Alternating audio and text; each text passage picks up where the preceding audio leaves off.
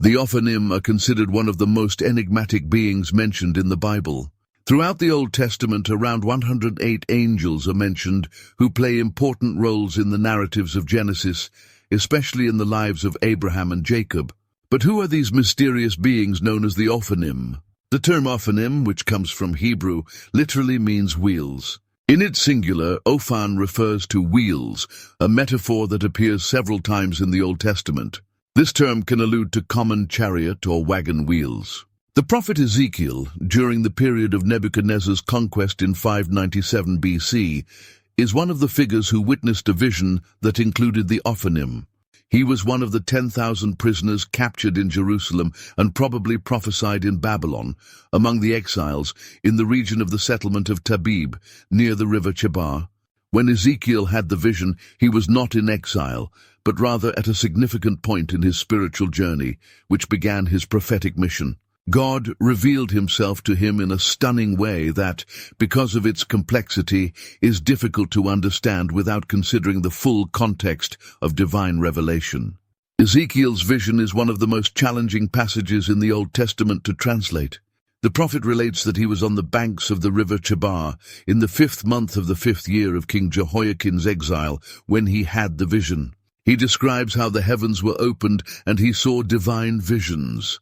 In the midst of this experience, Ezekiel saw a stormy wind coming from the north, a huge cloud with fire and lightning, and in the center of the cloud, something that looked like amber metal glowing in the midst of the flames. Ezekiel tried to describe what he saw, using comparisons to other things, but ultimately he was dealing with something that could not be easily put into words. The vision appeared to be a terrifying cloud filled with lightning and fire, and within it, 4 luminous entities that had a human appearance, but were not actually human. Each of these entities had 4 different faces: a human, a lion, an ox, and an eagle. These figures are not identified by name in the early parts of the vision, but in later chapters, Ezekiel calls them cherubim. In addition to the cherubim, Ezekiel describes the wheels, which he likens to chariot wheels, but with unique characteristics. To help understand the vision, he uses the example of a gyroscope, an invention capable of moving in any direction without changing position.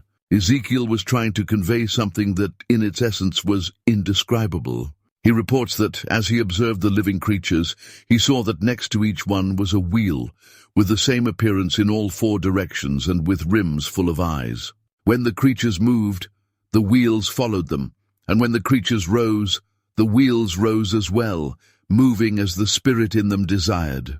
This constant interaction between the wheels and the cherubim indicated that the spirit of the living creatures was in the wheels, allowing them to move in unison. When the creatures stood still, the wheels stood still, and when the creatures rose from the ground, the wheels rose with them. Ezekiel emphasizes that the divine spirit was present in all of these movements, reflecting God's omniscience and power. The multiple eyes that Ezekiel saw symbolize the all-seeing and all-knowing God. The revelation he received began with a vision of 4 angelic figures, in which God calls him to be his spokesman and watchman for the Hebrew exiles. This vision is the first of 4 in the book, and Ezekiel describes it in vivid detail. He uses analogies to try to convey the grandeur of the vision. The huge wheels, the living creatures, the fire, and the eyes on the rims of the wheels create a terrifying image, but also an impressive representation of divine providence, which is always in action, planned, and flawless. What Ezekiel describes is difficult to imagine, but it appears to be a magnificent chariot with 4 wheels, carrying the throne of God. All elements of this vision, from the creatures to the throne, appear to be in constant motion and activity. The wheels and their mechanisms, although they can move in any direction, do not cause disorder or confusion. The description of the eyes symbolizes exceptional knowledge and intelligence, as John also described the cherubim. In Ezekiel 10, the Ophanim are mentioned in a similar way. The prophet was to understand that the throne of God moved and that it was mounted on Ophanim wheels and was propelled by 4 angels. The wheels within wheels, arranged at cross angles, allowed the throne to move in any direction without having to turn.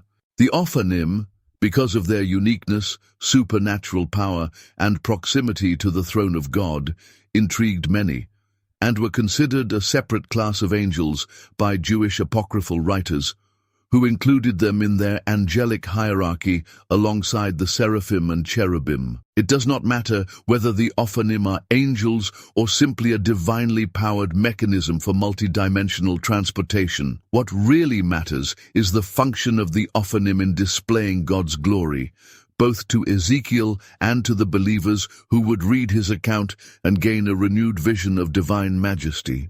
The Ophanim, both in their appearance and in their function, reveal God's absolute dominion over the cosmos.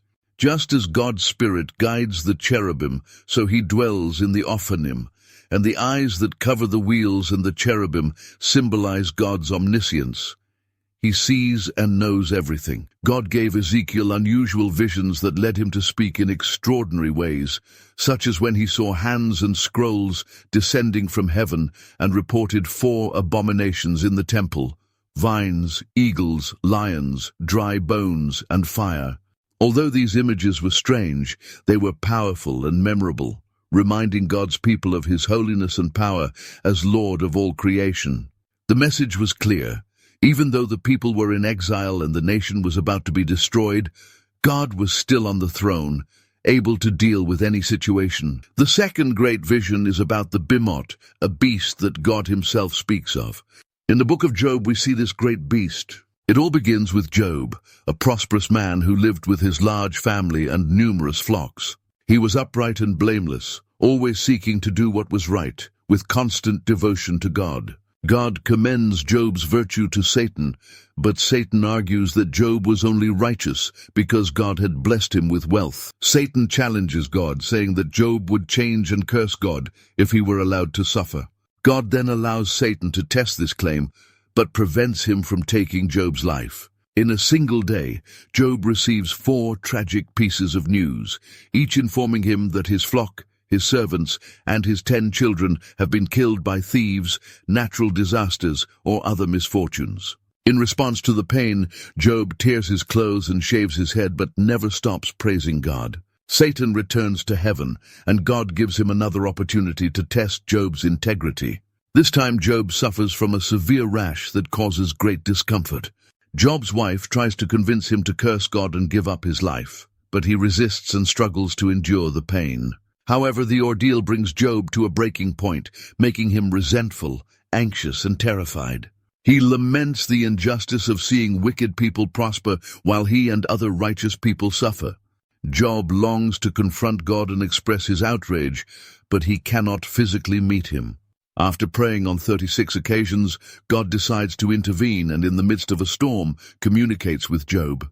His speech is full of humor, and he reminds him that it was he who created the universe and everything in it, questioning whether Job could do the same work. God ends by asking Job if he feels capable of judging, telling him that it is inappropriate for him to expect an explanation from God. Job feels small before God. In a further intervention, God no longer speaks of himself as creator, but of his creatures, such as the behemoth. He describes the creature, saying that it eats grass like an ox, and that its strength is in its hips and abdominal muscles. It moves its tail like a cedar, and its tendons are tightly knit. Its bones are like beams of bronze, its ribs like bars of iron. The hippopotamus theory, however, faces 2 criticisms. First, the book of Job describes the behemoth as having a huge tail that moves like a cedar tree, while elephants have small, fragile tails similar to those of a pig. Second, Job characterizes the behemoth as a creature of extraordinary size, impossible for humans to subdue. It could only be captured while it was on guard or pierced through its nose with harpoons. Verse 19 suggests that the creature described in Job's account was so large that the people of his time would not have been able to defeat it. When the book of Job describes Behemoth as the leader of God's ways, so powerful that only the Creator himself could approach it with a sword, this is no exaggeration. After this impressive description of Behemoth, God leads Job to consider another equally terrifying creature, Leviathan. Human pride and greatness pale into insignificance before the uncontrollable and terrifying power of Leviathan. This is the bottom line. Neither Job nor anyone else has the right to criticize God's works.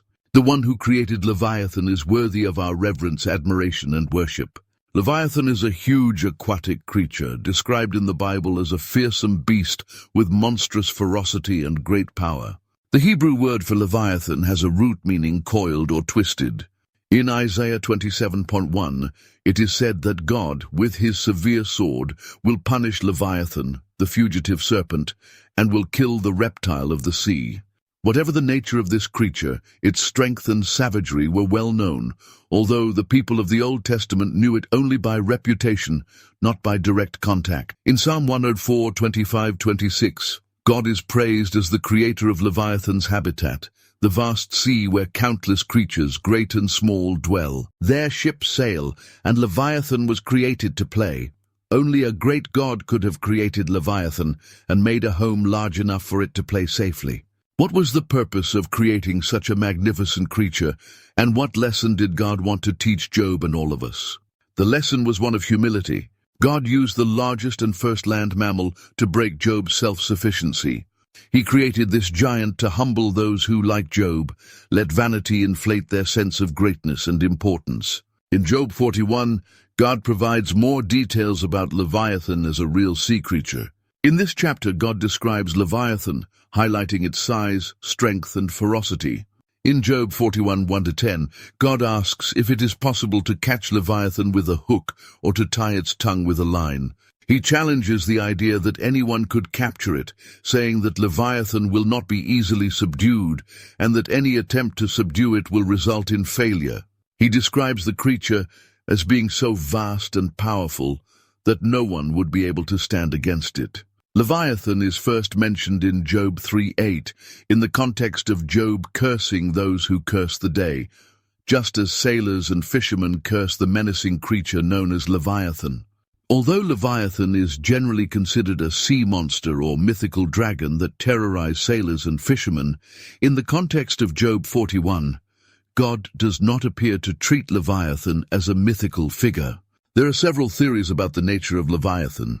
Some suggest that it could be an ancient, dragon-like dinosaur that survived until the time of Job, or that still lived in the collective memory of humanity, serving as an example for God to refer to. Others believe that Leviathan was a giant crocodile. In this context, the term Leviathan refers to a twisting creature, which is also mentioned in other passages. In Psalm 89 verses 8-10, a serpent associated with the sea is also mentioned, which God defeated as an example of his immense strength. This serpent is called Rabbi, which means proud. The verses state, "O Lord God of hosts, who is like you, O mighty Lord? Your faithfulness is as an intrinsic and unchanging part of your being. You command the waves of the sea, and when its waves rise, you calm them. You crushed Rabbi Egypt as if it were dead, and scattered its enemies with your strong arm.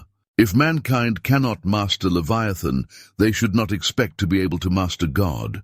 There is also another important point. God is the master of Leviathan. Everything under heaven belongs to him. By narrating his dominion over Behemoth and Leviathan, the author and the reader have a complete understanding of the situation, of which Job was unaware. In Job 41, verses 12-17, God says, "I will not be silent about your limbs, your mighty strength, or your graceful frame. Who can strip away your outer covering? Who can pierce your double armor? Who can open the doors of your face around your teeth? Your scales are like your pride, joined together with a tight seal, one so close to the other that no air can enter between them. They are tightly intertwined and cannot be separated." Some people believe that the description of Leviathan, with its rough, armor-like skin and sharp, terrifying teeth, suggests that in this biblical context, God was referring to a powerful crocodile. However, this description seems to align more with the legend of a monstrous creature, such as Leviathan. In Job 41:18-21, the creature is described in even greater detail. His sneezes give forth light, and his eyes are like the eyelids of the morning. Out of his mouth go forth blazing lights, and sparks of fire leap forth. Smoke comes out of his nostrils, as from a boiling pot and burning reeds. His breath kindles coals, and a flame comes out of his mouth. In Job 41:22-24, it is said that strength dwells in his neck, and terror leaps before him. His folds are joined together and immovable, as firm as a flint and as hard as a millstone. When he arises, the mighty tremble at the noise and are confounded. The sword that strikes him does not prevail, nor the spear, the javelin, or the javelin. He regards iron as straw, and bronze as rotten wood. The arrow cannot make him flee, and slingstones are turned to stubble to him. Clubs are as stubble to him. He laughs at the javelin's clang. His nether parts are like sharp potsherds, and he scatters the mire like a threshing sledge. He makes the deep boil like a pot, and the sea becomes like a cauldron. He lights the way wherever he goes. One would think the deep had grey hairs. Nothing on earth compares to him, a creature made without fear. He looks up to all that is high and is king over all the children of pride. In the final detailed description of Leviathan, God uses language that associates the idea of this creature with Satan. Job was instructed to reflect on these unconquerable creatures, but he was never given an explanation of the story behind the events. Although Job did not know the full truth, God told him of his great victory over Leviathan, giving him assurance about the past, present, and future. Leviathan was a creature so dangerous that it would send seasoned warriors fleeing. It is not a myth, but a real creature of the sea, subject only to the Creator. All of nature glorifies God, and these two creatures honor God, as described in Isaiah 43:20. The wild animals honor me, the jackals and the owls, because I provide water in the wilderness and streams in the desert to give drink to my people, my chosen. The strength of any creature, including Leviathan, comes from God, who is the source of all power and with whom we cannot contend. God is able to teach us and communicate with us through the natural world. The origins of angels are distinct from those of humans, as they were created at different times and for different purposes. However, Scripture indicates that some of Satan's fallen angels did not maintain their proper dominion and began to interact with humans in ways they should not have. This interaction is mentioned in Genesis chapter 6, verses 1-4, which relates that when mankind began to multiply, the sons of God saw that the daughters of men were beautiful and took wives for themselves. Then the Lord declared that his spirit would not remain with man forever, for he was flesh, and that his days would be 120 years. The Nephilim were on the earth at that time, and also later, when the sons of God came in contact with the daughters of men, and they bore children to them. These children were the mighty men, known as men of renown. This refers to the unnatural nature of the union between the sons of God and the daughters of men.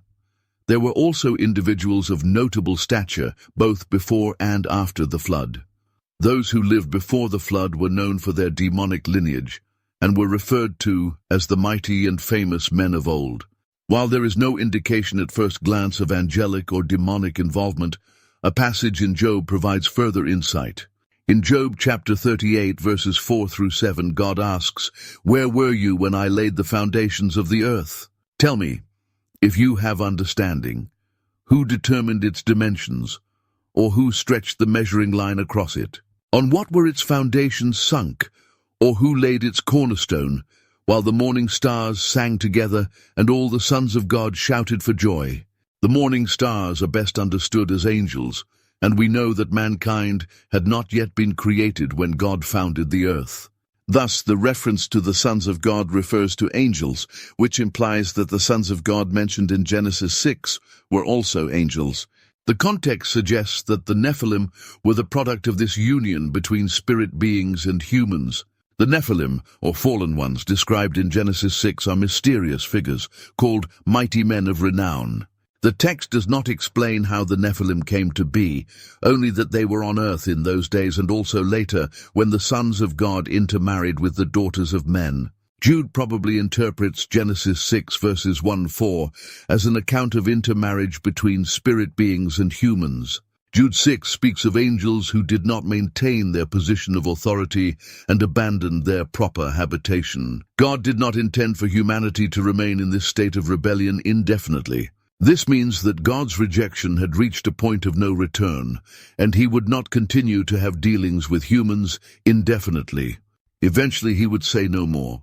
The Nephilim were one of the main causes of the great flood in the time of Noah. Immediately after the mention of the Nephilim, God's word says that he saw how great was the wickedness of men on the earth, and that the inclination of the thoughts of their hearts was only evil all the time.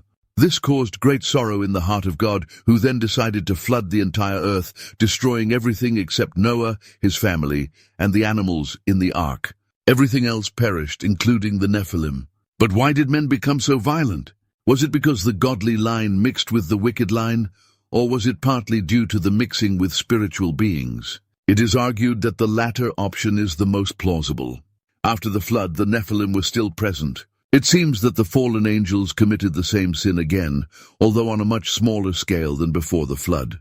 When the Israelites returned from their exploration of the land of Canaan in Numbers chapter 13, verse 33, they reported, "We also saw there the Nephilim, the sons of Anak, some of the Nephilim, and we were like grasshoppers in our own eyes, and so we were in their eyes." It is possible that after the flood, the demons again mated with human women, resulting in more Nephilim.